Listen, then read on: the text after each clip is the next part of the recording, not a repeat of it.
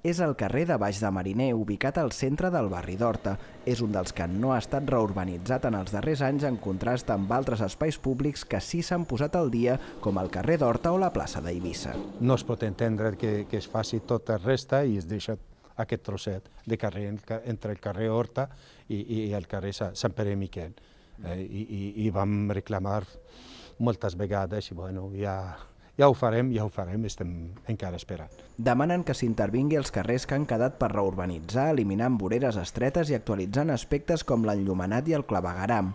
També que s'aprofiti la intervenció per resoldre les deficiències que hi ha en carrers urbanitzats recentment, com el de Sant Pere i Miquel o la plaça de les Masies, que presenten el paviment enfonsat a causa del pas de vehicles pesats. Amb el pas de grans camions, a vegades, com hi ha aquests adoquins queden enfonsats, llavors podem observar que necessiten la intervenció per posar-los en la norma, perquè la gent gran pot caure al passar per aquests desnivells.